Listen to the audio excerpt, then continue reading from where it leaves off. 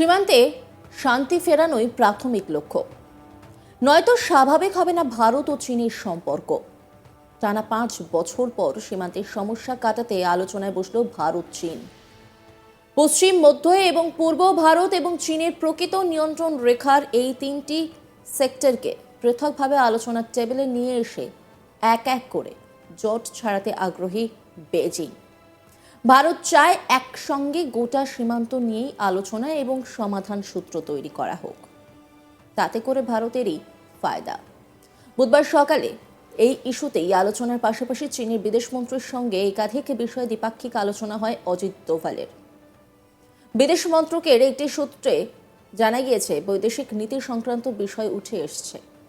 2020 সালে গালওয়ানে ভারতীয় সেনার সঙ্গে চীনের পিএলএ বাহিনীর সংঘর্ষ বাধে। তারপর থেকে দু দেশের মধ্যে সম্পর্ক ক্রমশ তিক্ত হয়ে উঠেছে। এর জন্য আন্তর্জাতিক সীমান্তেও অশান্তির জন্য চীনের কাজকর্মই দায়ী, সংসদের নিম্নকক্ষে জানান বিদেশমন্ত্রী। তিনি বলেন, 2020 সালে এপ্রিল-মে মাসে পূর্ব লাদাখে কয়েকটি পয়েন্টে বিপুল সংখ্যায় বাহিনী মোতায়েন করেছিল চীন। এর ফলে মুখোমুখি সংঘাত বাধে। গালওয়ান উপত্যকার সংঘর্ষের ঘটনা আমাদের বুঝিয়ে দিয়েছে যে এই অবস্থায় শুধু যে মৃত্যু হতে পারে তাই নয়, এর মোকাবিলায় সীমান্তে শক্তিশালী অস্ত্রের সম্ভার রাখাটাও জরুরি। তবে দুদেশের মধ্যে লাগাতার কূটনৈতিক আলোচনার মাধ্যমে সম্প্রতি ভারত চীন সম্পর্ক কিছুটা উন্নতির দিকে এগিয়েছে। সাম্প্রতিক ঘটনাবলী যা ক্রমাগত কূটনৈতিক ব্যস্ততার প্রতিফলন ঘটায় ভারত চীন সম্পর্ককে কিছুটা উন্নতির দিকে নিয়ে গিয়েছে। তিনি বলেন, আগামী দিনগুলোতে আমরা সীমান্ত এলাকায় কর্মকাণ্ডের উত্তেজনা হ্রাস এবং কার্যকর ব্যবস্থাপনা উভয় বিষয়ে আলোচনা করব। বিচ্ছিন্নতার পর্বের সমাপ্তি এখন আমাদের দ্বিপাক্ষিক আলোচনার অন্যান্য দিকগুলিতে ফোকাস করতে সক্ষম করে। এরপরই ডিএসকেলেশন নিয়ে এগোতে চায় দিল্লি। পরবর্তী অগ্রাধিকার হবে ডিএসকেলেশন বিবেচনা করা, যা এলএসি বরাবর সৈন্য জমায়েতের সমাধান করবে। বিদেশমন্ত্রী জয়শঙ্কর তিনি কি বলেছেন শোনাবো আপনাদের। Government has maintained that India-China relations cannot be normal in the absence of peace and tranquility in the border areas. The combination of a firm and principled stance on the situation in the border areas, as well as a clearly articulated approach to the totality of our ties, have been the foundation of our engagement with China for the last 4 years. We have been very clear that the restoration of peace and tranquility would be the basis for the rest of the relationship to move forward. Since 2020, our engagement was therefore focused on these objectives. This took place at various levels involving different arms of the government. I myself have had meetings with my Chinese counterpart, as indeed has my senior colleague Raksha Mantriji. Our NSA has also engaged his Chinese counterpart, both being special representatives on the boundary question. More detailed discussions were conducted by the Working Mechanism for Cooperation and Coordination, WMCC, at the diplomatic level. Its military counterpart was the Senior Highest Military Commanders Meeting, SHMC mechanism. The interactions were naturally very tightly coordinated with a combined presence in the negotiations of both diplomatic and military officials.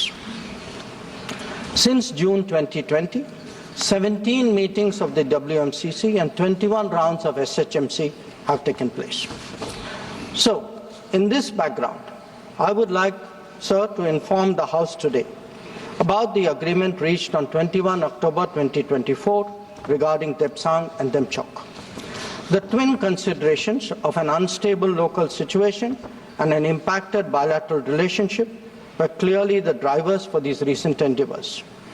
These two areas have been the focus of our discussions in both WMCC and SHMC with the Chinese side since September 2022, when the last disengagement agreement was concluded at Hot Springs area.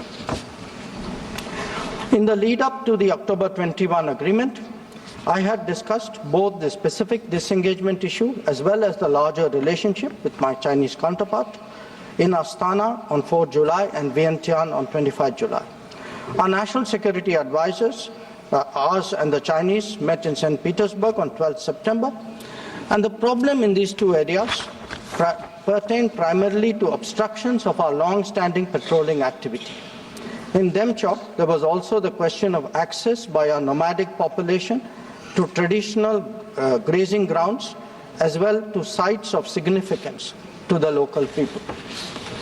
As a result of this recent understanding, arrived at after intensive negotiations, resumption of patrolling to the traditional areas is underway.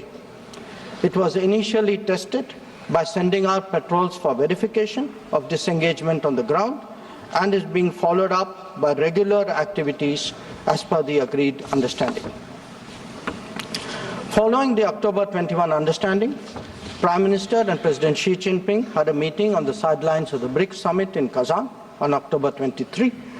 They welcomed the understanding and directed the foreign ministers to meet and stabilize and rebuild the relationship.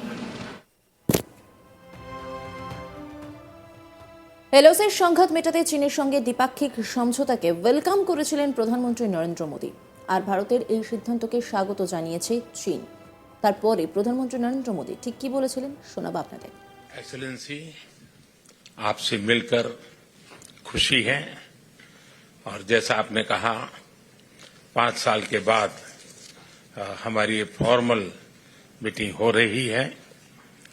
हमारा मानना है कि भारत और चीन के संबंधों का महत्व केवल हमारे लोगों के लिए ही नहीं, लेकिन वैश्विक शांति, स्थिरता और प्रगति के लिए भी हमारे संबंध बहुत अहम है।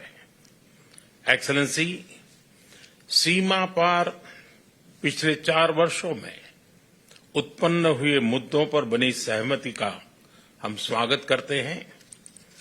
सीमा पर शांति और स्थिरता बनाए रखना हमारी प्राथमिकता रहनी चाहिए।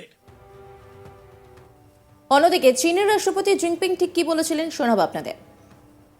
For both sides to keep to the trend of history and the right direction of our bilateral relations, it's important for both sides to have more communication and cooperation, properly handle our differences and disagreements, and to facilitate each other's pursuit of development aspirations. It's also important for both sides to shoulder our international responsibility, set an example for boosting the strength and unity of the developing countries, and to contribute to promoting multipolarization and democracy in international relations. নজর রাখুন আজ তাক বাংলার YouTube স্ট্রিমিংয়ে।